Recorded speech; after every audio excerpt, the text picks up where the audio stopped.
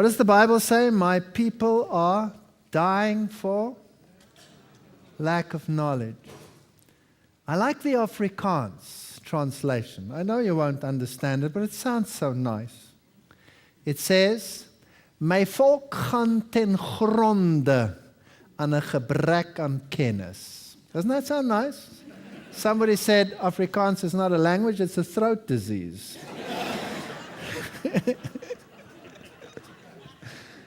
My volk gaan ten gronde.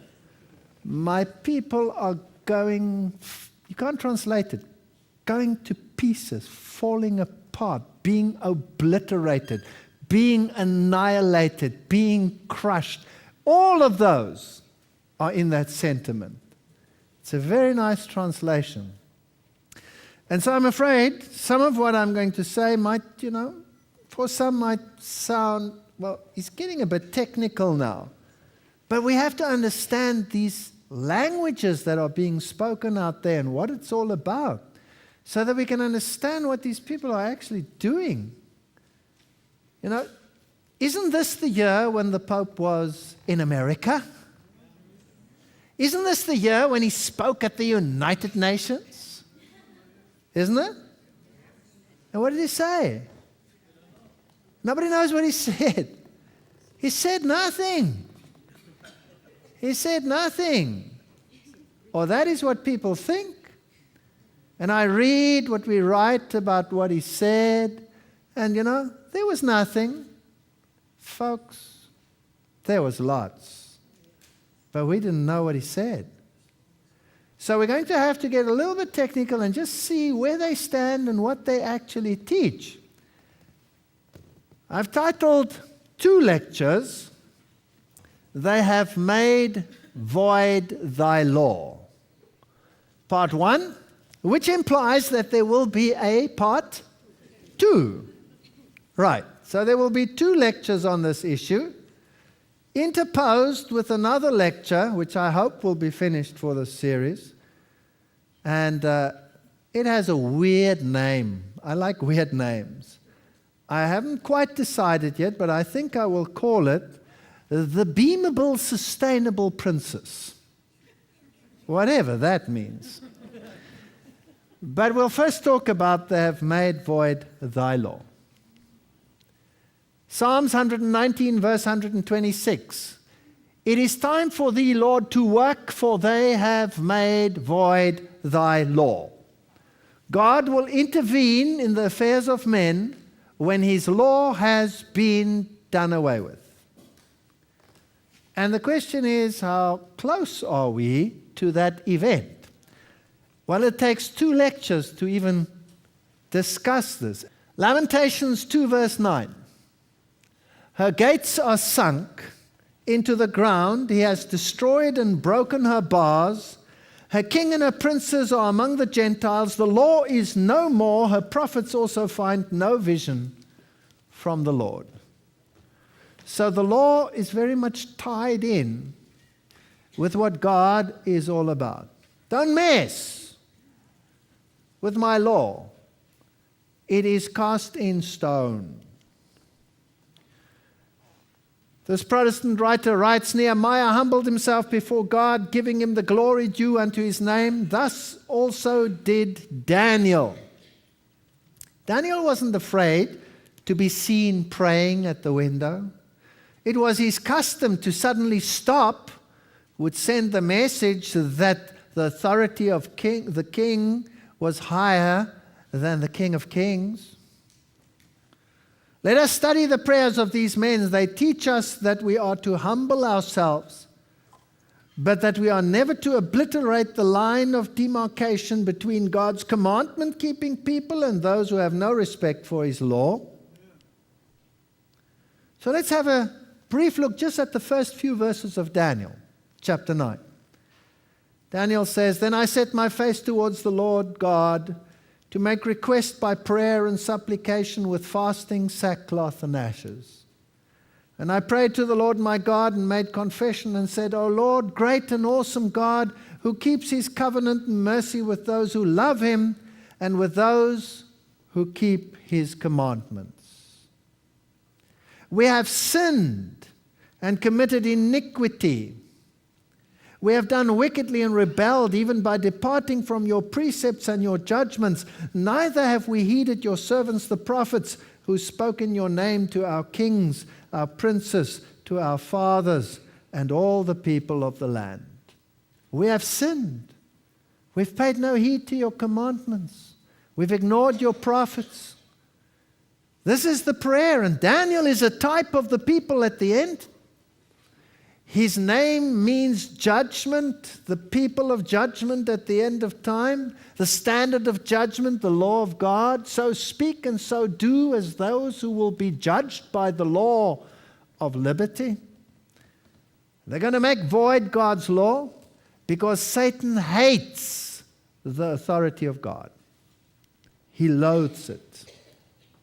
What a prayer was that which came forth from the lips of Daniel. What humbling of soul it reveals. The warmth of heavenly fire was recognized in the words that were going upward to God. Heaven responded to that prayer by sending its messenger to Daniel. And in this our day, prayers offered in like manner will prevail with God. The effectual, fervent prayer of a righteous man availeth much. As in ancient times when prayer was offered, fire descended from heaven and consumed the sacrifice from the altar, so in answer to our prayer, the heavenly fire will come into our souls. The light and power of the Holy Spirit will be ours. That faith stopped the mouth of lions. That faith can still stop the mouth of lions today. But there is a sad reality that when you stand for righteousness and truth, and when you stand for Jesus Christ, for what He is, you will have the winds of strife. This planet is covered in blood as a consequence of people who stood for righteousness and truth. This is one of Martin Luther's sayings. Where Christ is, there He always goes against the flow. Wow, that's true. If you stand for what is true, you will have the wind blowing at you. God has placed certain laws and standards into the world for man's happiness. It is when we violate these laws that unhappiness abounds.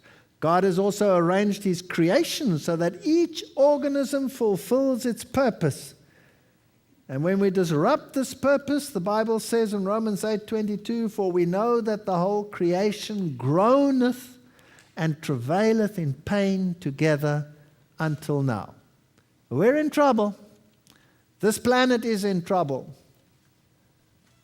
Our faith is based in nothing less but Jesus Christ and His righteousness. It is true that we violate the laws of nature. Revelation 11:18 says, and the nations were angry, and they watch, and thy wrath is come, and the time of the dead, that they should be judged, and that thou shouldst give reward unto thy servants the prophets, and to the saints, and them that fear thy name, small and great, and shouldst destroy them which destroy the earth. Now, this is not only in terms of the physical environment, pollution. We hear a lot about that these days, don't we? Oh, the planet is in a terrible state, and it is. But the Bible says the planet will wear out like an old garment. And is this hype that we are hearing in the world today, is it part of a plan, or what is going on there? We'll be talking about that in the next lecture.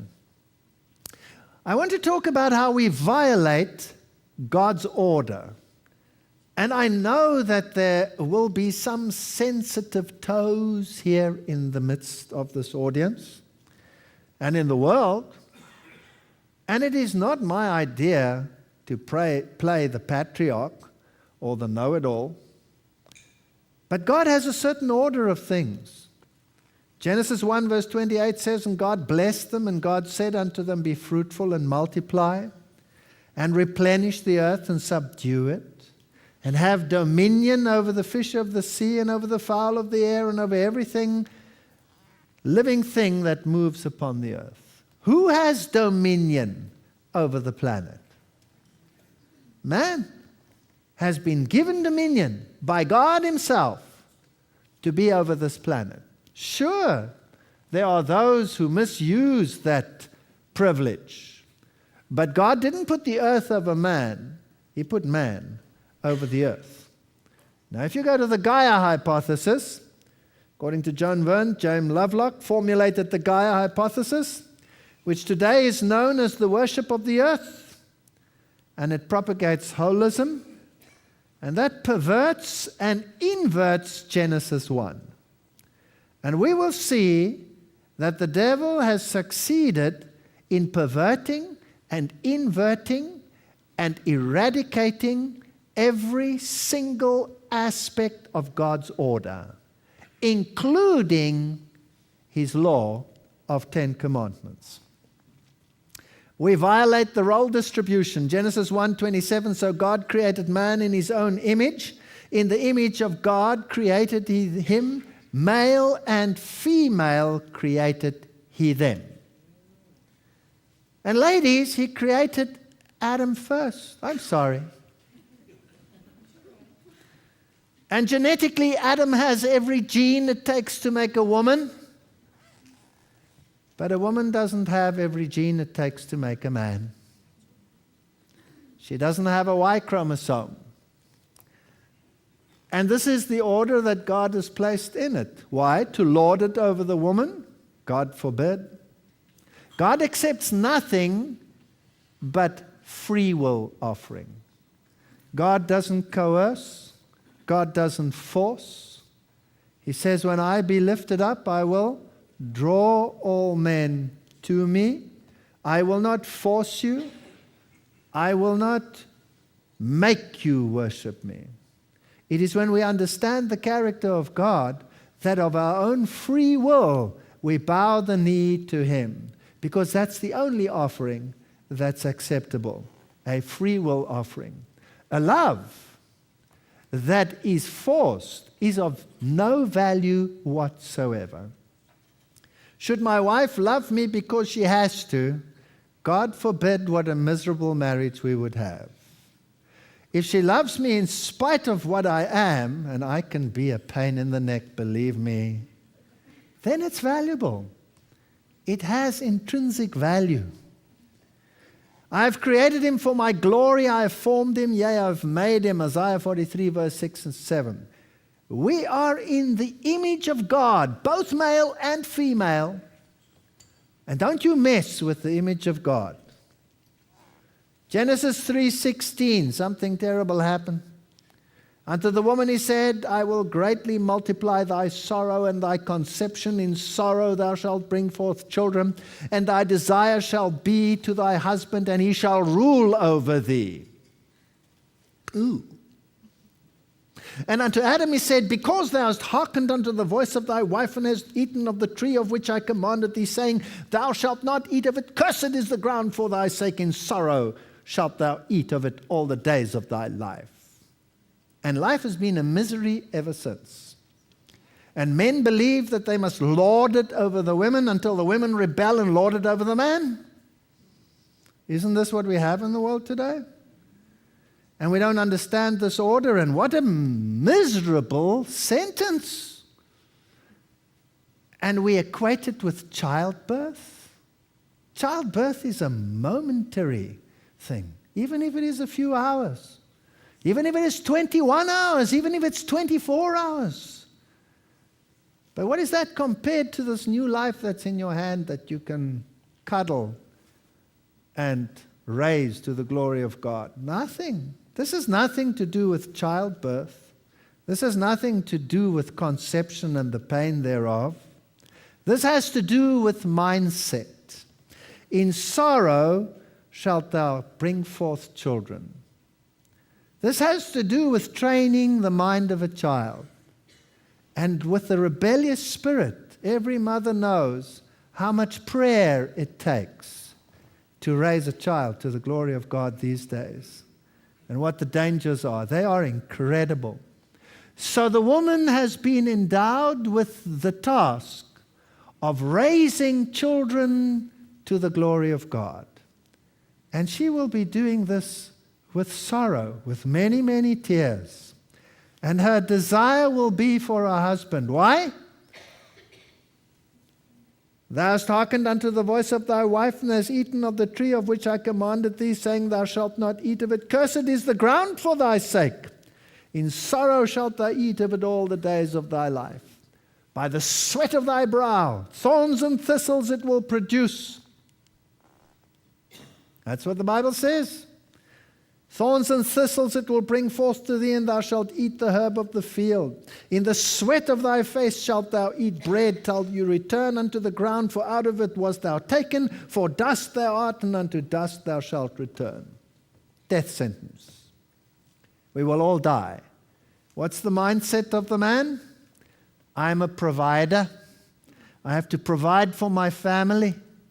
So the mindset is, I must go and work by the sweat of her brow. So now all of a sudden where they were together, now they are separated.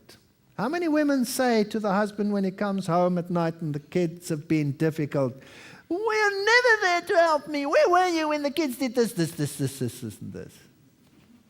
Their desire is for him to be there and help with this task, but he's off. He's working. His mindset is to provide. You take that mindset away from the man and you force him into another mold. He can do it. You take this mindset of nurturing away from the woman and give her another task. She can do it. There's no question about it. She can do everything a man can do, and she can probably do it better. She can multitask. The man can only monotask. This is about a mindset. And this is the mindset of the woman. And that's why children cling to the skirt rather than to the pants. And even religious people understand that. That's why they create this goddess image. That's why they create a Mary image. Because we tend to want to run to the mother. My son. I always get into trouble because I always get his age wrong, because I don't know, for some terrible reason it changes every year. He's about 23, I think, maybe. Am I going to get clobbered?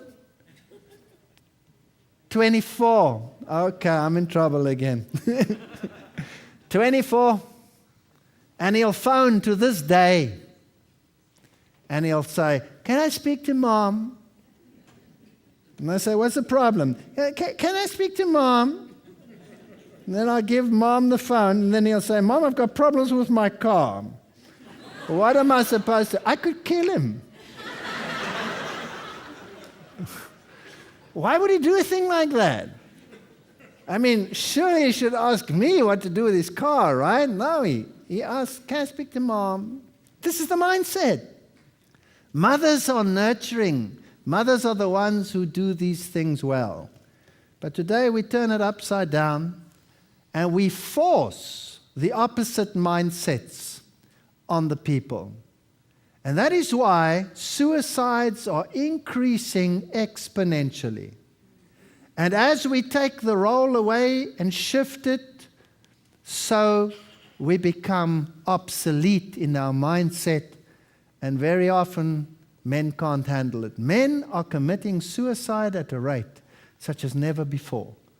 If you take industrialized nations where there is this turnaround, like in Japan, it's just unbelievable. And the husband shall rule over you. Well, history shows that men have been unreasonable, but that's not what God meant. Matthew 20, verse 25 says, "But Jesus called them unto him and said, Ye know that the princes of the Gentiles exercise dominion over them, and they are great, those that are great exercise authority upon them, but it shall not be so amongst you, but whoever shall be great amongst you, let him be your minister." Wow. Husbands, love your wives, even as Christ loved the church. Wives, obey your husband. Is that blind obedience? God forbid that should be blind obedience. The two are equal partners. Christ never forced, never coerced anyone. I'm totally free. How many marriages have absolute freedom? Very few. Either one or the other is often in bondage to the other. And as long as it stays like that, the marriage is, in inverted commas, happy. a tug at the chain, and all hell breaks loose. Isn't that so? As Christians, we need to give freedom like Christ gives freedom. So we are inverting the role distribution in the world today. And the breadwinner today, the one who is out by the sweat of the brow, is often the woman and not the man. I'm not talking about single parents. You have no choice. You can do it all. In the Humanist magazine, its author Ryan Eisler says, talking about equal rights, it is absurd to say that one is a humanist but not a feminist. Feminism is the last evolutionary development of humanism. Feminism is humanism on its most advanced level. We have to be feminists. Humanism then is really based on feminism, evolution, atheism, and communism. Wow. Where is this leading to? Here is the Rural Development Institute. These are the official governmental organizations. And they say women represent over 50% of the world's population and provide 60 to 80% of the world's agricultural labor, yet some research indicates that they own less than 5% of the world's land. Assets and income in the hands of women results in higher caloric intake and better nutrition for the household than when in the hands of men. Good grief. In other words, if the house is in my name, we eat worse than when it's in her name. Have you ever had such rubbish in all your life? But this is the indoctrination that is taking place. So now we need a shift. Instead of doing things together, we now have to shift it from the one to the other. All we are doing is changing poles. We're getting nothing right. And then you can read about this. Women's property rights increase women's status and bargaining power within the household, secure land rights, provide women. Here is an incentive, a mode of action to turn things on its head. Here is the United Nations Interagency Network. Women hold the key to reaching developmental goals. Megiddo efforts to meet international development goals must focus on empowering women. I have nothing against empowering women. There's nothing worse than treading on any one of the two sexes. But to change it completely around and to have dominance of the one over the other is wrong. And to turn it around and have the other dominant over the previous is just as wrong. We're not repairing anything. We're not getting it right. This is not Christian. And here you have the UN service, and this is Secretary General Asha Rose Megiddo, and she's writing, efforts to meet, this is 2008, efforts to meet international development goals must focus on empowering women. So this is what the media is talking about. Empowerment, empowerment, empowerment, empowerment, empowerment. Empowering one means automatically what? Disempowering the other one. So here we're seeing a shift, a role reversal. Empowering women is not just an end in itself, it is a prerequisite for reaching all the Millennium Development Goals. Our common vision to build a better world in the 21st century. So the vision is to turn it on its head. That's not an improvement. If they would say, let's share it equally, that would be nice. But now we're going to turn it upside down. To achieve this was crucial to promote affirmative action, human rights protection, leadership training, apprenticeship programs for young women, women's manifesto of political priorities, all of these issues. And you have all these mega organizations coming into play in the world to achieve these goals. And then you have these interesting developments, recovering and reclaiming ancient ways to heal our lives, the sacred circle, which is coming into religion in a mega way in the world. Is self-supporting sisterhood of like-minded women dedicated to reclaiming the goddess and committed to healing of our lives. So we have to come back into contact with this goddess motion. Luciferus is the feminine gender of Lucifer. When the women heal, the earth heals. We gather together in the spirit of love and trust to share our recovery, discovery, and empowerment. Our primary purpose is to provide unity and support to all sisters who are reclaiming ancient ways to heal from the insanity of sleeping humanity and the unconscious, insidious ways of patriarchy. You see where we're going? We're just turning it on its head. And we're going back to the worship of the earth. We come together to share our personal stories, identify common problems and solutions, pass on the many benefits gained by honoring a goddess-centered spirituality. We don't even know what we're doing. And all of the ancient ways and all of the pagan ways are becoming vogue and coming into the vocabulary of mankind. And we have all of these clubs where men and women just don't connect anymore. I speak to my sons and I say, I think like a male. Sorry, but it's just part of my Y chromosome problem. And I say, that's a nice girl. No, Dad, I can't ask her. She has to ask me. Huh? I just don't get it. I'm old-fashioned. But the world is upside down. Or haven't you noticed that the world is upside down? Have you noticed it?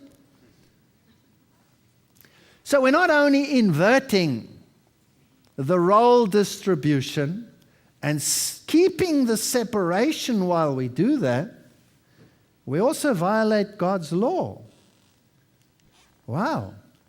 Isaiah 24 verse 5, the earth also is defiled under the inhabitants thereof, because they have transgressed the laws, changed the ordinance, broken the everlasting covenant. Would we go so far as to not only attack role distribution, but actually attack God's law, His authority? Well, the Bible says that the little horn power, Daniel 7 verse 25, would think to change times and laws. He would actually do it. The Reformers identified this power as who? As the Roman papacy. Did you change God's law? The Pope says the Pope has power to change times, to abrogate laws, and to dispense with all things, even the precepts of Christ.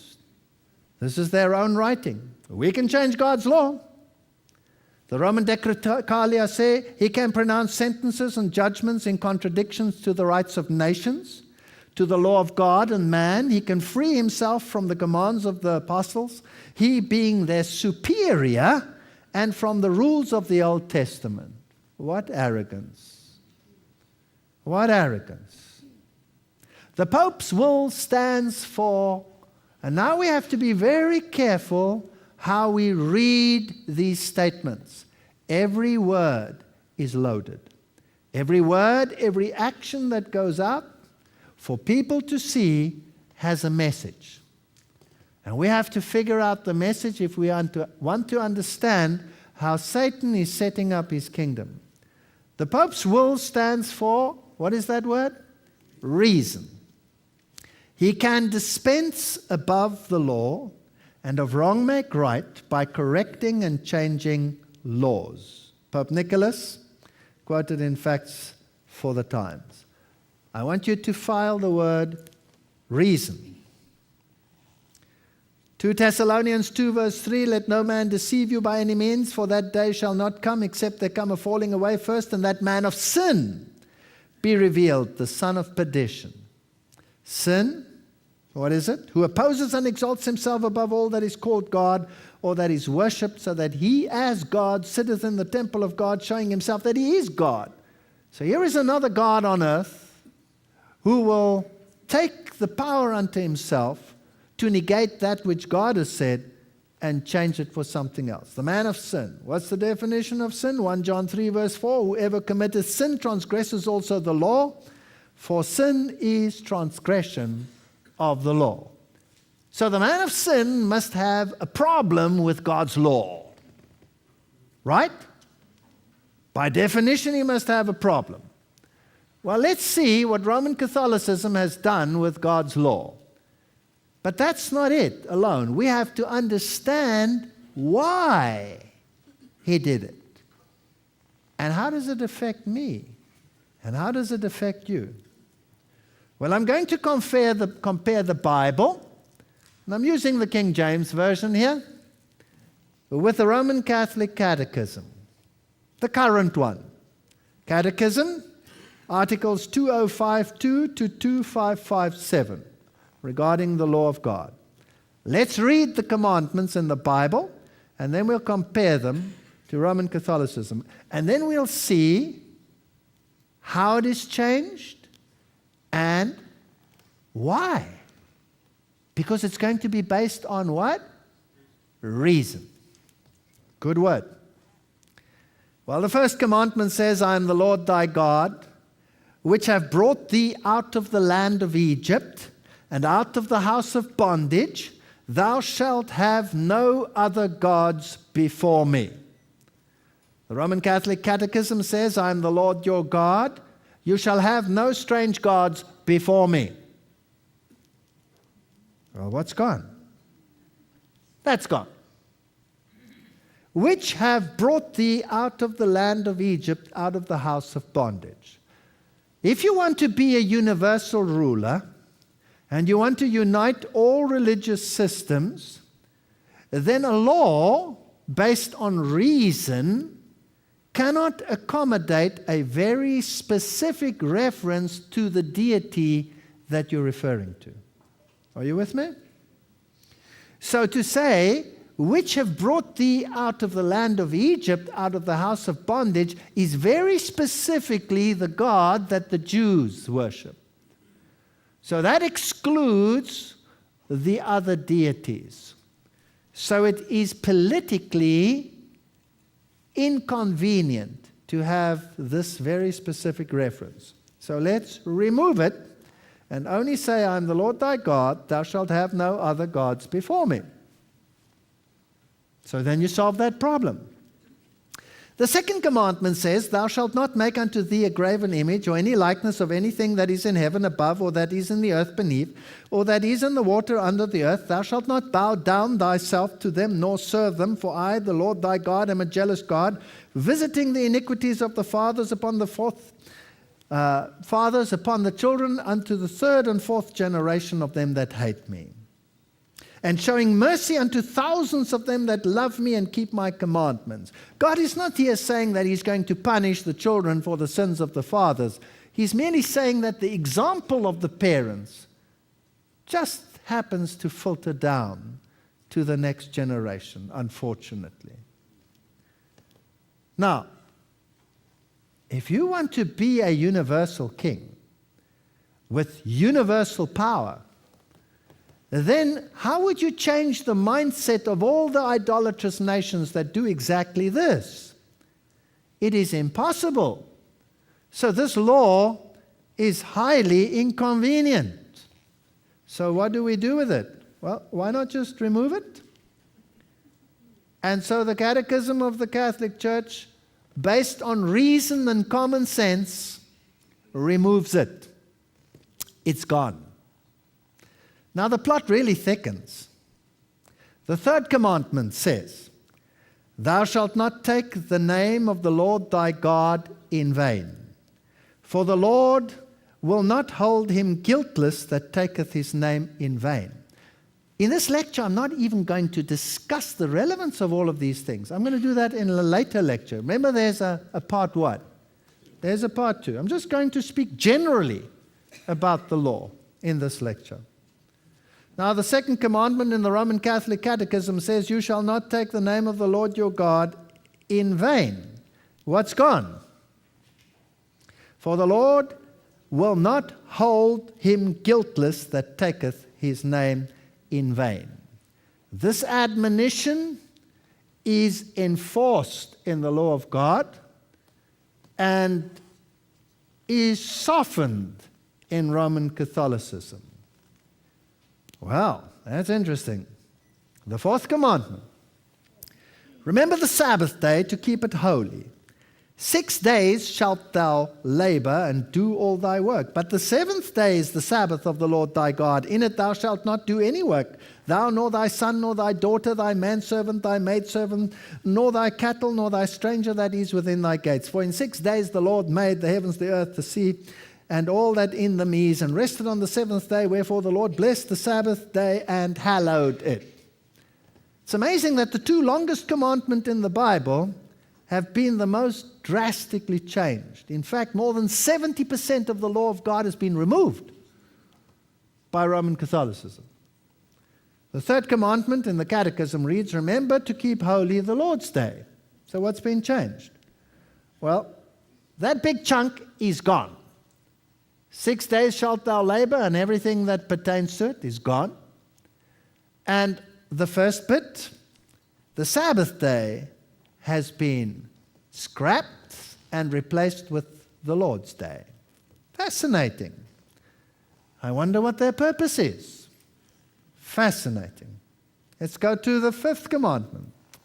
It says, honor thy father and thy mother, and thy days may be long upon the land, which the Lord thy God giveth thee.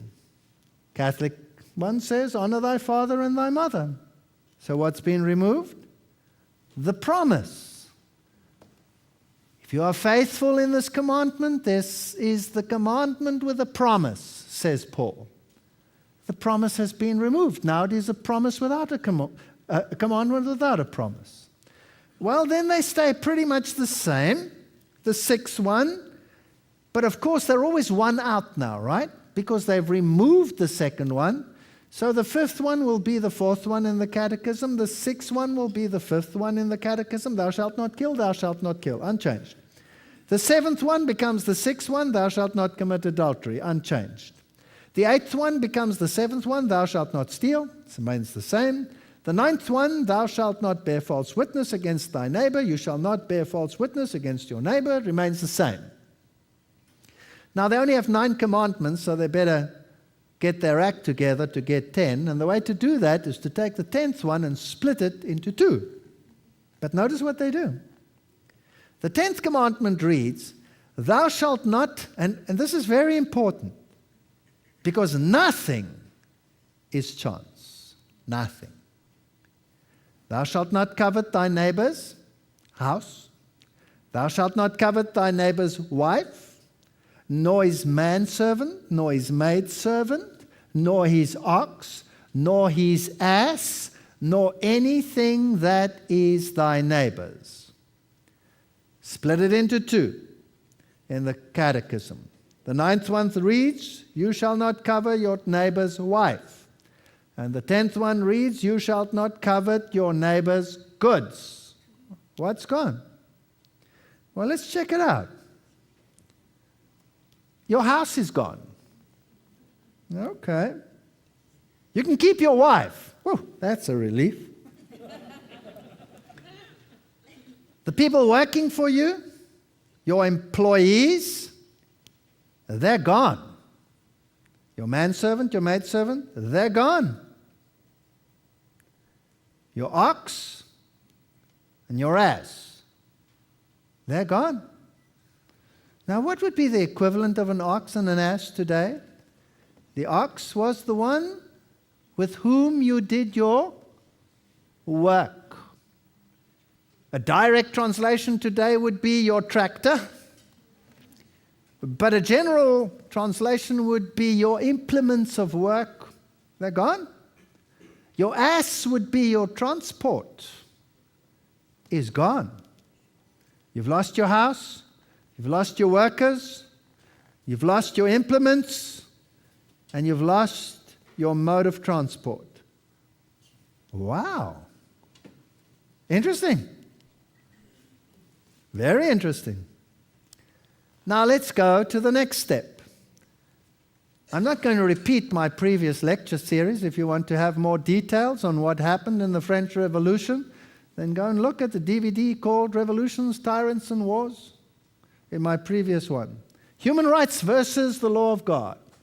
The great philosophers of the French Revolution, the Voltaires and all of these, and the great instigators, the planners, the Weishaupts What were they? And who were they? They were all Jesuits. They were Jesuits. And they are the think tank behind the French Revolution. And after the French Revolution, the first Declaration of Human Rights was presented to mankind. And the effrontery of all things is they put it on 2 tablets of stone. That's like saying it's going to take the place of the 10 Commandments. And then they put a fasciae, a bundle of rods tied together with a spear through it in the middle. And then they had their little serpent with a tail in its mouth, Ouroboros. When I switch on my new computer, I have to look at Ouroboros every single day, going ying, ying, ying, ying around there. I don't care. I'm using it to do Lord's work. And there is the triangle, the all-seeing eye of Lucifer. And today we have human rights, human rights, human rights, human rights. But 10 Commandments, 10 Commandments, 10 Commandments. Nope. We have something else.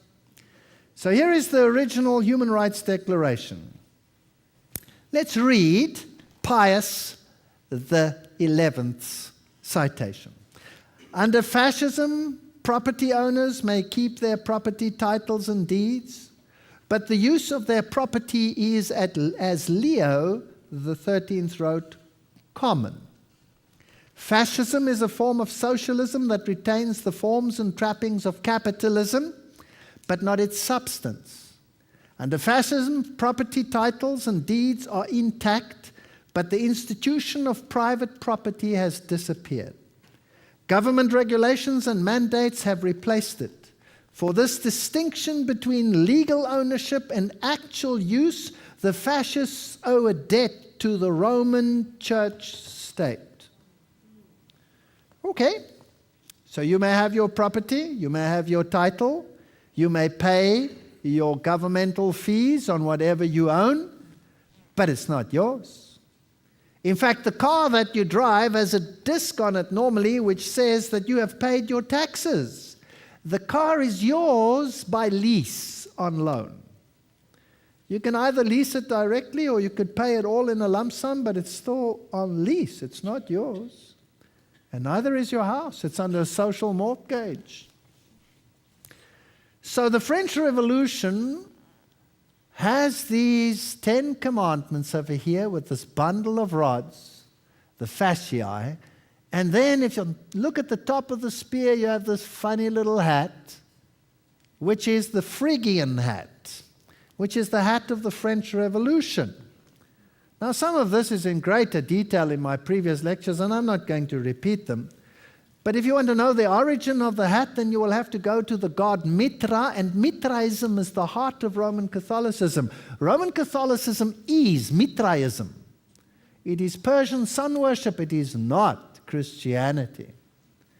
And there is the Persian sun god Mithra, who is the one who killed the bull with these all unclean animals helping him to do it.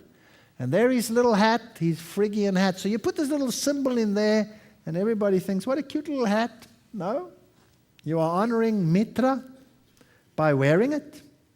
And then liberty leading. They took liberty, and they took this woman, this prostitute, they brought her in tremendous fanfare to Notre Dame, to the cathedral, enthroned her as the goddess of reason. We're back to the word reason. The Pope's will stands for reason. Now we've seen that he's changed the 10 Commandments, and there is a reasonable reason for changing them. And now we have replaced the authority of God within the church by a reasonable action, and we bow to the goddess. We've seen in the inversion of Genesis 1 that the goddess was also made prominent. And women are deified to the form of a goddess. This is all very interesting theology. Actually, it's a Luciferian theology, but we'll get there. So here the French enthroned her as the goddess of reason, and if you will note, there was the blazing sun emblem of the god Mitra above her head, the venerable day of the sun. Now, 1948 to 1998. This was the great acceptance of this principle on a universal scale. And it's called the Universal Declaration of Human Rights, adopted and proclaimed by General Assembly Resolution 217A-3 of 10 December 1948. Here we have human rights as the basis for human morality enshrined in universal governance. On December 1948, the General Assembly of the United Nations adopted and proclaimed the Universal Declaration of Human Rights, the full text of which appears in the following pages, blah, blah, blah. This is their own webpage, the UN webpage. So human rights is today international morality. This year, 2008, Pope Benedict waves to the United Nations General Assembly, April 18, 2008, at the United Nations in New York. The Pope reminded all UN member states of their duty to protect their people from grave and sustained human rights violations. Oh, the Pope has become the champion of human rights. Remember, his Jesuits instituted it in the first place. Fascinating. It was the most televised thing that has happened. And the red carpet was rolled out. Can you see it over there? And heaven forbid that a piece of dust should pollute the holy feet of the Holy Father. So let's vacuum it before he arrives. What an affair. There he arrives at the United Nations. Everything is prepared. The Secretary General, Ban Ki-moon, and the Pope seen together waving to the crowds as they move towards his great speech. And the newspapers flash it out. Pope addresses global audience at the UN. Pontiff says human rights the key to solving many of the world's problems. He's the head of a so-called Christian church. Shouldn't he champion God's law? No, he's championing human rights. New York, Pope Benedict XVI told diplomats at the United Nations on Friday that respect for human rights was the key to solving many of the world's problems. Okay. The Pontiff addressed the UN General Assembly on his first papal trip to the US, said the organization's work is vital, but he raised concerns that power is concentrated in just a handful of nations. Oh, he's always championing the underdog. Multilateral consensus, he said, speaking in French, continues to be in crisis because it's still subordinate to the decision of a small number. Broadening his base. Let's look at another news. Pope touts human rights at UN, denounces go-it-alone superpower strategies for global problems. New York, Pope Benedict yesterday upheld the United Nations as a crucial defender of human rights and a force of peace, while warning that unless those human rights are considered God-given, they will be subject to erosion and revocation. Whoa! Let me just stagger a while and get round to this one. Human rights are now what? God-given. They are God's law. This is fascinating. Which God are we talking about? Certainly not the God of heaven. This is another God. And these laws are God-given. Well, let's continue. They will be subject to erosion or revocation. They are God-given. Nobody may take them away. They're standing in stone. In one of the most anticipated stops on his U.S. tour, Pope Benedict told the UN General Assembly that the rights encoded in the UN Universal Declaration of Human Rights apply to everyone, by virtue of the common origin of the person who remains the high point of God's creative design for the world and for history. Sounds marvelous. The man's making a great speech, but wow, what's he saying? Pope pitches green at the UN. Pope Benedict highlighted his recent environmental campaign, so he's now a green pope. Actually, he looks like a white pope, but never mind. And then he says something fascinating. He says the forms of life on earth must not only guarantee a rational use of technology and science, but must also rediscover the authentic image of creation.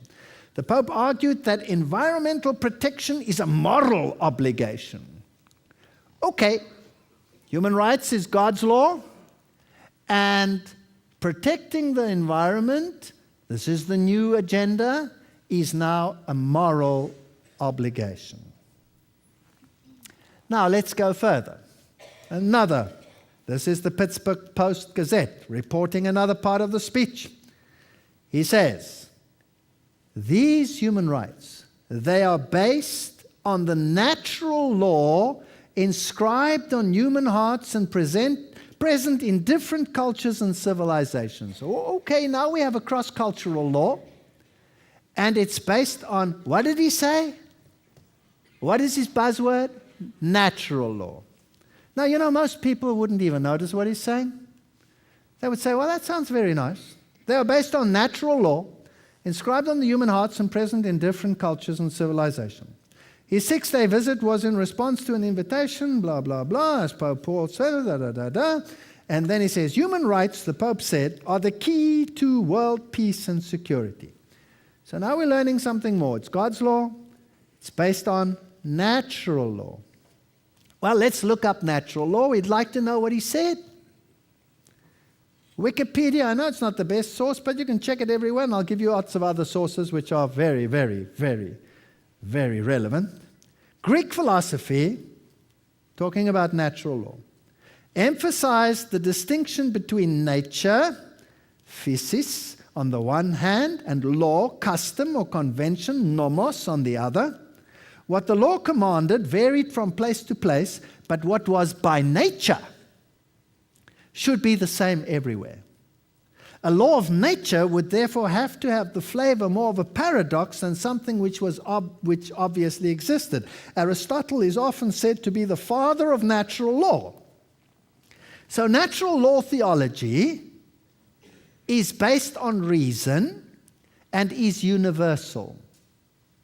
Whereas God's law is very specific, it's not universal, and therefore God's law will have to be changed, although it's written in stone and may not be changed. The man of sin would change God's law and replace it with another God's law, human rights,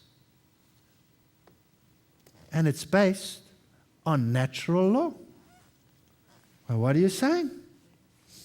Contemporary Catholic understanding, the Roman Catholic Church holds the view of natural law set forth by Thomas Aquinas, particularly in his Summa Theologica.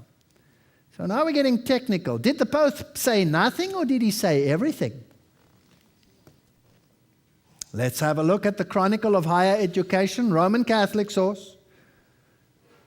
Chronicle Review, The Intellectual Advantage of a Roman Catholic Education by Alan Wolfe. He's a Jewish professor at Boston College from the issue dated May 31, 2002. Among Catholic intellectuals, as well as some who are not Catholic, the most important inheritance is the natural law tradition. Wow. Now a Roman Catholic Jewish professor is saying the most important inheritance is natural law. So now it's not just a word. Now it's something important. I better know what it means. Which is premised on the idea that there are certain truths in the world that remain true irrespective of whether the laws and conventions of any particular society adhere to them. At its worst, belief in natural law can lead to ideological rigidity and inflexible humanity. But at its best, respect for natural law gives one the self-confidence that makes possible the passion and curiosity that fuel intellectual inquiry. So, this sounds magnificent. Natural law, in short, inoculates us against postmodernism. Catholics are likely to hold that the truth of God's existence must mean the truth of man's reason, arts, beauty, morality, universality. Now, where does this come from? Where does this stuff come from? Here is Professor of Moral Theology, St. Patrick's Seminary, California. He writes a book, Reason Informed by Faith. Reason informed by faith. And he writes, natural law is central to Roman Catholic theology. The advantage of using natural law is that the church shows great respect for human goodness and trusts the human capacity to know and choose what is right. Ooh, are you beginning to see something here? The Bible says, of our own selves we can do nothing. The Bible says the whole head is sick. Only in Christ can we be elevated. Thomas Aquinas said, no. No, we might be fallen physically, but our reason is unfallen. And because our reason is unfallen, we can make decisions equal to those of God's law. By reason, we can actually change things. So Roman Catholicism teaches that man is fallen, but his reason is unfallen. Especially the reason of those who are supposed to reason for those who cannot reason because they think that those others, the Goyim, are too stupid to reason. So natural law says that the one who rules by divine right is the one who makes the decisions.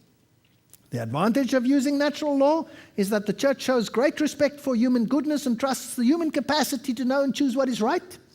Also, by means of appealing to natural law, the church can address its discussion and claim for the rightness or wrongness of particular actions to all persons of goodwill, not just to those who share its religious convictions. Are you getting me now? So I must change God's law, so it becomes a universal law. Then I replace it with human rights, and then I say anybody who does not go along with that has not got goodwill. And a person without goodwill shouldn't deserve to be around. The magisterium has appealed to natural law as the basis for its teachings pertaining to a just society, sexual behavior, medical practice, human life, religious freedom, the relationship between morality and civil law. So how much of your life will be controlled by natural law? All of it? All of it. In any case, the development of natural law tradition amongst Christian thinkers is due not so much to the scripture as to the influence of Greek philosophy and Roman law. Wow. The beast was like unto a leopard. And the leopard beast represented who? Greece. This is Greek philosophy. This is the superior philosophy of the elect elite over the Goyim, those who should not have the capacity to do these things. So Roman Catholic natural law is derived from the premise that reason is unfallen. Protestant law of nature embodies reason subdued by the Word of God. Here are two opposing theologies in the world. Isaiah 1 verse 5. Why should ye be stricken any more? Ye will revolt more and more. The whole head is sick and the whole heart faint. Roman Catholicism says, no, the head is not sick. Jeremiah 17:9, the heart is deceitful above all things and desperately wicked. Who can know it? Romans 7:18, for I know that in me, that is in my flesh, dwelleth, what does Paul say? No good thing, for to will is present with me, but how to perform that which is good I find not. Rome says no. I can correct and change God's law. I can correct what the apostles wrote. I am their superior. What arrogance. John 15:5, I am the vine, you are the branches. He that abideth in me and I in him, the same bringeth forth much fruit. For without me you can do nothing. That's Christianity. Romanism is paganism. If reason is unfallen, then we can save ourselves by reason. Moreover, natural law also requires the sacrifice of individualism to collectivism. You have to knuckle under to the reason of the reasoning power. Otherwise, you are not a good citizen. So when the Pope said human rights are based on natural law, did he say nothing or did he say everything? He said everything. He said everything. The Jesuit Murray writes, natural law regards the community as given equally with the person. Man is regarded as a member of an order given by God and subject to the order that makes the order an order.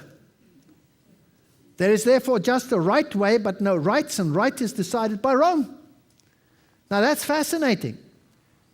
Under natural law, I become a number, and I cannot rise above the wish and the will and the thought pattern of the community. If I should dare to pop my head above that and think as an individual, that head has to be lopped off. Are we seeing more and more control of that nature and that decision-making capacity is being taken away from man? Yes or no? Here's the address of His Holiness Benedict to the participants of the plenary session of the Congregation for Doctrine and Faith. And it's called Dignitatis Humanae. Informing their consciences, the faithful must pay careful attention to the sacred and certain teachings of the Church.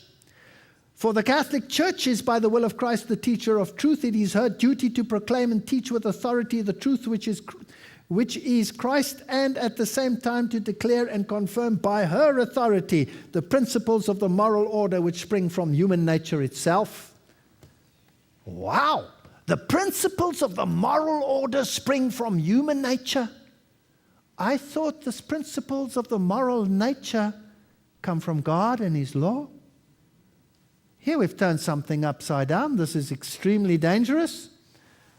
And the Church will decide what you must believe. Pope Benedict XVI addressed the University of Roma. What did he say? 2008. The Pope is first of all the Bishop of Rome, and as such, in virtue of apostolic succession from the Apostle Peter, he has episcopal authority in regard to the entire Catholic Church. The word bishop, episkopos, which in its immediate meaning refers to supervision, already in the New Testament was fused together with the biblical concept of shepherd. I am your supervisor, I am your shepherd. You will do what I say. This is the Pope speaking, not me. I'm just reading it. He's the one who, from an elevated point of observation, I'm so glad I have someone on an elevated point of observation who can decide for me what is right and wrong. What would I do without it? Surveys the whole landscape, making sure to keep the flock together and on the right path. This description of the bishop's role directs the view, first of all, to within the community of believers, but this community that the bishop cares for, as large or small as it may be, lives in the world. Its conditions, its journey, its example, its words inevitably influence the rest of the human community in its entirety. Thus the Pope, precisely as the shepherd of his community, has increasingly become a voice of the ethical reasoning of humanity. We have another God on earth. He will decide what is right and wrong, and you had better listen. The Pope speaks as the representative of a believing community in which throughout the centuries of its existence, a specific life wisdom has matured. I like this. So his life's wisdom has matured in the church. He speaks as the representative of a community that holds within itself a treasure of ethical understanding and experience, which is important for all of humanity. In this sense, he speaks as the representative of a form of ethical reasoning. Good grief. Insofar as the reasonable mechanisms are concerned, he notes that the issue cannot be reduced to a mere struggle for who gets more votes, but must include a process of argumentation that is responsive to truth. wahrheitssensibles Argumentationsverfahren. Good grief. I've just said it in English as well. And then he relates it to Thomas Aquinas, observed a special place in history for highlighting the autonomy of philosophy as well as that of the law. He equates, well, it goes on and on and on. This is fascinating stuff. So here is a morality that has developed in the church, and its pinnacle and power lies in the Pope. Martin Luther, this is a Reformation series. He talks about Schriftenprinzip, which is Bible principle, what is written in the word principle. So Luther's word principle was the axiom of Protestantism, just as the Roman churches say Führerprinzip, leadership principle, was the axiom of Catholicism. So here we have two opposing religions. The one says, I am the Führer, I am the leader, I am the one who will decide what is moral and what is right. And on the other one, you have the Schriftenprinzip, the word-based principle. The Bible is the standard of morality. We have a choice to make, people. Luther wrote, we should learn to separate spiritual and temporal power from each other as far as the heaven and the earth. For the Pope has greatly obscured this matter and has mixed the two powers. I love the Reformers. Phew! Someone's still thinking. This Reformation writer says the very beginning of the great apostasy was in seeking to supplement the authority of God by that of the church. Rome began by enjoining what God had not forbidden, and she ended by forbidding what God had explicitly enjoined. That's well put. Martin Luther says, if you do not contend with your whole heart against the impious government of the Pope, you cannot be saved. Whoever takes delight in the religion and worship of popery will be eternally lost in the world to come. If you rejected popery, you must expect to incur every kind of danger, even to lose your lives, but it is far better to be exposed to such perils in the world than to keep silence. So long as I live, I will denounce to my brethren the sore and the plague of Babylon, for fear that many who are with us should fall back like the rest into the bottomless pit. Wow. The gloves are off. Martin Luther, talking about the Schriftenprinzip, the Bible, the word-based principle. He says, putting aside all human writings, we should spend all the more persistent labor on the Holy Scriptures alone. Or tell me, if you can, who is the final judge when statements of the fathers contradict themselves? In this event, the judgment of Scripture must decide the issue, which cannot be done if we do not give Scripture the first place. So that it is in itself the most certain, most easily understood, most plain, is its own interpreter, approving, judging, and illuminating all the statements of all men. Therefore, nothing except the divine words are to be the first principles for Christians. All human words are conclusions drawn from them and must be brought back to them and approved by them. That's Protestantism. We don't have Protestantism in the world today. We have fascism. John W. Robbins writes, magnificent book, if you want to read it, it's called Ecclesiastical Megalomania. He writes, each man should be required to give an account of the deed he had done on earth, and therefore each man had the right to read the Bible for himself. So was born the individualism that transformed the communal ancient and medieval worlds. Individualism, standing before God as the author of your deeds and being judged by the mirror of God's law. Thomas Ehrenzeller, director of World Federists, asserts, a growing number of people are sponsoring a backlash against the wave of religious fundamental fanaticism. The right course to take is that which will lead to a new world of unity and world law. We want another law. We want a universal law, and that cannot be the Bible law. It has to be another law. The Humanist Manifesto too boasts, we deplore the division of mankind on nationalistic grounds. We have reached a turning point in human history where the best option to transcend the limits of national sovereignty and to move towards the building of the world community. We must lose our individualism. We must become immersed in globalism. We, the members of the United Nations, solemnly proclaim our united determination to work urgently for the establishment of a new economic international order. That's the UN Monthly Chronicle. A new international order? Do you think that this crisis at the moment could have something to do with that? Do you think it's possible that your house, which Protestantism always guaranteed, that your possessions and all of these things are now under threat? A complete change in the world's financial and economic order is imperative, Benjamin Cream, spokesman for Maitreya. The land and that which it produces belongs to humanity as a whole, and the time must come when the basic needs, foodstuffs, etc., are equitably distributed by a central economic council. We're moving in a very interesting direction. Blair launches Veith Foundation.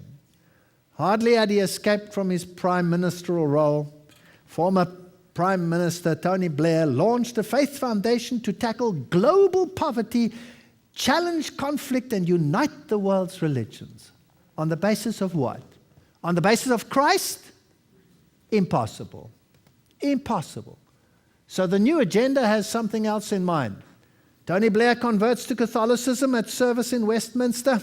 Is he setting a precedent? Is he setting a precedent? Tony Blair has converted to Roman Catholicism, the former Prime Minister's official spokesman confirmed today. Mr. Blair and Mrs. Blair, here they are with the Pope. And what a beautiful handshake. I like that handshake. It's very, very interesting. I like it. No, it's very interesting. BBC. The next one to take over from him is Mr. Brown. Brown reveals global moral vision. Gordon Brown has been setting out his vision for a global society governed by shared moral sense. We are not moral strangers, but there are shared moral sense common to all of us. Here he's speaking to none other than the religious assembly of the church. And the Prime Minister urged nations and religions to act together to solve problems, and he addressed the General Assembly of the Church of Scotland. We need a shared morality. Fascinating. The Bible says they have made void thy law, and it's time for God to act. Telegraph, George W. Bush meets Pope amid claims he might convert to Catholicism. Oh, not another one. Is he going to do it? The whole world is becoming Catholic. What a nice discussion these people are having. And what is the battle that he fought for us? Well, let's see. Condoleezza, can you help us? Jacobinism. What was that? That was the French Revolution. The Jacobins were formed by Adam Weishaupt, who was a Jesuit. Secretary of State Condoleezza Rice used the February 8th speech in Paris to extol the Bush's administration global democratic revolution, which he says continues the work of the 18th century French Revolution. Okay. The French Revolution replaced God's morality with another morality. The Pope comes to New York and he says, this morality, human rights, is God-given. Did he say that? It's based on reason. I'm just recapping for you. It's based on natural law. I hope you are beginning to see everything that you ever were slowly disappearing in the sand. Can you see it? Now, what is this French Revolution that you are continuing? And who are you using in order to further your actions? Well, obviously, his military power. Here is the Department of the Army, United States of America. Oh, what is that funny little hat doing on the emblem of the armed forces of the United States of America? Is he completing what the French Revolution began, yes or no? I want to tell you tonight that what began there is the all-out war against the God of heaven. It is the dethroning action of the sovereignty of God to be replaced by the sovereignty of another God. And it's going to be universal, and nobody can stand in its way. And if you dare, you will have that little Phrygian hat come down on you like a ton of bricks. Now, let's go to the papal documents. Pius, writing in 1931, declared that rerum novarum, however, stood out in this, that it laid down for all mankind unerring rules for right solutions of the difficult problems of human solidarity, called the social question. Thank you, Pope Pius. You are telling us that the encyclical Rerum Novarum will tell us what the right solutions for mankind are. Now, John the 23rd, in his Mater et Magistra, wrote, by far the most notable evidence of the social teaching and action which the Church has set forth through the century undoubtedly is the very distinguished encyclical letter Rerum Novarum. I want to know what that document says, because it's going to tell me what the right solutions for my moral choices are. Isn't that what they're saying?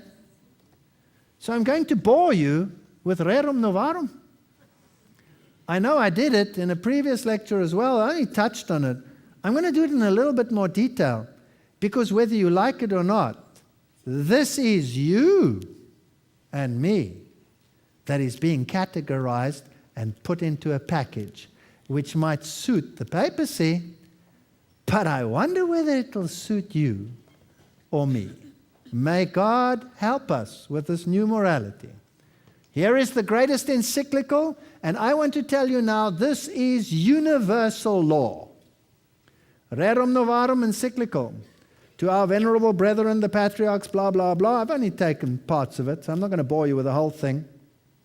For every man has by nature the right to possess property as his own. That's Article 6 in Rerum Novarum. By what? Please note their wording is always very carefully chosen. By what? Nature. Hence man not only should possess the fruits of the earth, but also the very soil, inasmuch as from the produce of the earth he has to lay by provision for the future.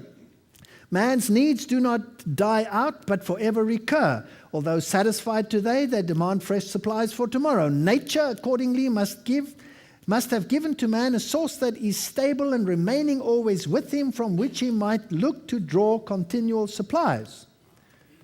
Now, this is written a long time ago, but this is the economic thought of the Roman Catholic Church, as the popes have said. Isn't that sustainable development? Have you heard the word sustainable development? Wow. So don't miss my lecture on the the beamable sustainable princes. Article 10 says, as effects follow their course, so it is just and right that the results of labor should belong to those who have bestowed their labor. So if somebody has built a car for you, who does that car belong to? It is common. It is not yours. It's common. That's why the ox and the ass are removed from the Ten Commandments. With reason, I've highlighted that word, then the common opinion of mankind, little affected by the few dissensions who have contended for the opposite view, has found in the careful study of nature and in the laws of nature, natural law, the foundation for the division of property. Here is the Pope. He said at the UN, human rights are based on what law? Natural law. We approach the subject with confidence, and then they use the capital us and we. They're God. They're God. They're going to decide for you what you must believe. Article 22, it is lawful, says St. Thomas Aquinas, for a man to hold private property, and it is also necessary for the carrying on of human existence. But if the question be asked, how must one's possessions be used? The Church replies without hesitation in the words of the same holy doctor, man should not consider his material possessions as his own, but as common to all, so as to share them without hesitation when others are in need.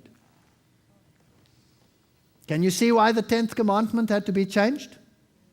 Is it beginning to make sense? Is he the man of sin, yes or no?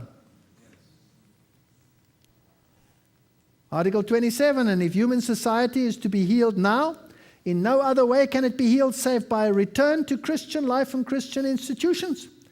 So human society is sick. Protestantism is sick, according to them. When a society is perishing, the wholesome advice to give to those who would restore it, to call it to the principles from which it sprang, Catholicism.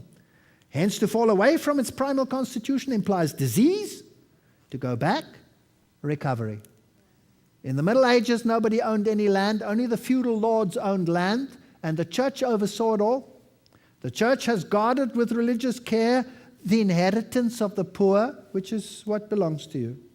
The common mother of rich and poor has aroused everywhere the heroism of charity. Sounds so nice. By the state we understand any government conformable in its institution to right reason and natural law, and to those dictates of the divine wisdom which have expounded on the encyclical on the Christian constitution. Every state has to comply with natural law, which is a Roman Catholic law, which is governed by the Pope. So now let's have a look what he says in Article 33. The public administration must duly and solicitly provide for the welfare and the comfort of the working classes. Remember, they don't belong to you. You may not say that you have control over your workers. That's in the 10th commandment, but that's gone. To cite the wise words of Thomas Aquinas, as the part and the whole are in a certain sense identical, so that which belongs to the whole in a sense belongs to the part. Amongst the many engraved duties of rulers who would do their best for the people, the first and chief is the act with strict justice, with that justice which is called distributive towards each other and every class alike. Redistribution of wealth. Have you heard that term? Where's it come from? Now you know where it comes from. As the power to rule comes from God, and as it were, participation in His, the highest of all sovereignties, it should be exercised as the power of God is exercised. You will not be able to say no. You will be in big trouble if you say no. Whenever the general interests in a particular class suffer or is threatened with harm, which can in no way, other way be met or prevented, the public authority must step in to deal with it. We'll have more and more intervention by public authority in our private lives. You will have to apply in triplicate if you want to go to the toilet. Rights must be religiously respected wherever they exist, and it is the duty of the public authority to prevent and to punish injury. We're going to have laws we don't know where they're coming out of our ears. The right to possess private property is derived from nature, not from man, and the state has the right to control its use in the interests of the public good alone. Why do you think the state is so happy to intervene in the mortgage crisis? Are they taking things into their own hands? Who owns you if the mortgage crisis has been taken over by the state? The state owns you. And who owns the state? That's another interesting question. Wow, this is fascinating. This is fascinating. It says the state may not absorb the land for itself. Now, trade unions, the most important of all working men's unions. Such unions should be suited to the requirements of our age, an age of wider education, different habits, numerous requirements. It is gratifying to know that there are actually in existence not a few associations of this nature, consisting either of workmen alone, blah, blah, blah. We want workers' unions, workers' unions. For to enter into society of this kind is the natural right of man, and the state has for its office to protect natural rights, not to destroy them. And if it forbids its citizens to form associations, it contradicts the very principles of its own existence. So state, we will have trade unions, and they will take care of the needs of the workers and not of the others. They will be excluded. And state, you keep your hands off because we own them. Who created the trade unions? Well, if you go into it, you will find the instigators are in the ranks of the Jesuits. And now listen to this absolute arrogance. And here we are reminded of the confraternities, societies, and religious orders which have arisen by the church's authority and the piety of Christian men. The annals of every nation, down to our own day, bear witness to what they have accomplished for the human race. It is indisputable that on the grounds of reason alone, such associations, being perfectly blameless in their object, possess the sanction of the law of nature. So these Christian orders, they are based on the law of nature. State, you will leave them alone. You will not interfere in the affairs of the church. You will leave your fingers off. We are the boss. In their religious aspect, they claim a right to be responsible to the church alone. The rulers of the state accordingly have no right over them, nor can they claim any share in their control. On the contrary, it is the duty of the state to respect and cherish them, and if need be, to defend them from attack. Wow. Wow. Let the working men be urged to lead to the worship of God, to the earnest practice of religion, and amongst other things, to the keeping holy of Sunday and holy days. Who proclaims these holy days? The church. Let him learn to reverence and love Holy Church, the common mother of us all. Excuse me, you're not my mother. From this follows the obligation of the cessation from work and labor on Sundays and certain holy days. So here we have workers' rights instituted in Rerum Novarum, and it carries on and on and on. And the state has no right to interfere, and the property belongs to the church. The state only has distributive rights, not ownership rights. Gets fascinating. Pope Leo, in regard to the church, her cooperation will never be found lacking. And then it goes on and on and on, and here is the encyclical. You own nothing. The church owns everything. Everybody is subject to it. What the papacy has realized is that by constantly enlarging the rights of man, to use the Vatican's own phrase, it can offer ever more new moral arguments for enlarging the size, scope, and power of government. Gaudium et Spes, one of its encyclicals, one of the major documents issued by the Second Vatican Council, is typical of the many pronouncements of the church states. Interesting. The following is a long, though incomplete, list of man's rights as they have appeared in the various papal encyclicals since 1891. These are some of the new rights that require intervention by government in all aspects of society and economy. This is the Roman Catholic Church writing. Let me take a breath.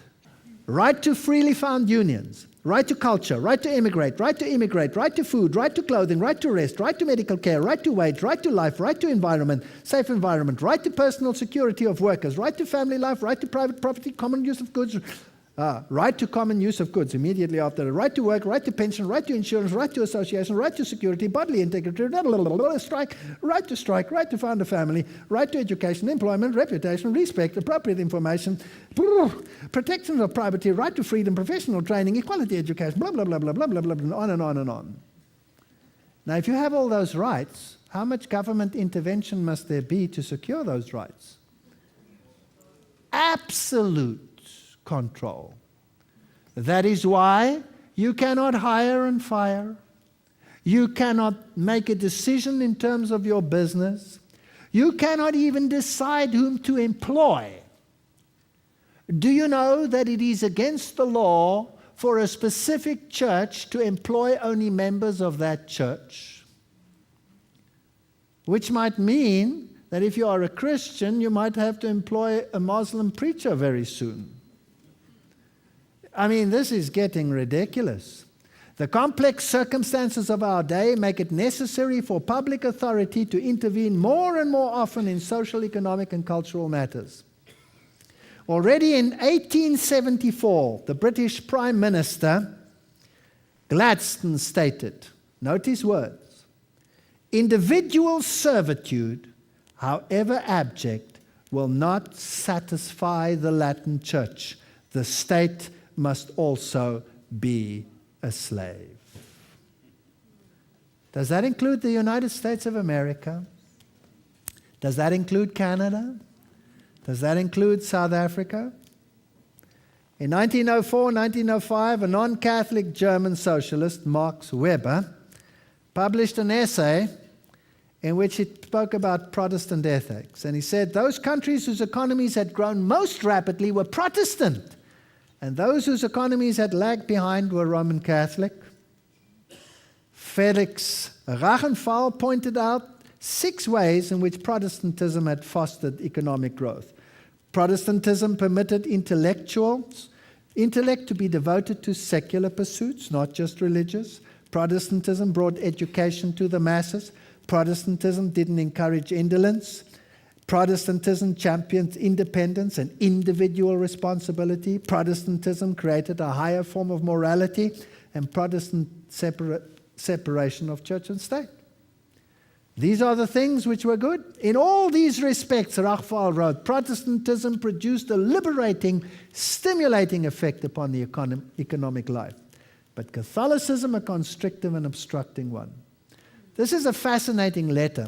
Dickens wrote it, and he wrote it to Mr. Foster. He says, in the Simplon at the bridge of St. Maurice, where the Protestant canton ends and the Catholic canton begins, you might separate 2 perfectly distinct and different conditions of humanity by drawing a line with your stick in the dust on the ground. On the Protestant side, neatness, cheerfulness, industry, education, continued aspiration of the better things. On the Catholic side, dirt, disease, ignorance, squalor, misery. I have so constantly observed the like of this, I first came abroad, that I have a sad misgiving that the religion of Ireland lies at the root of all its sorrows.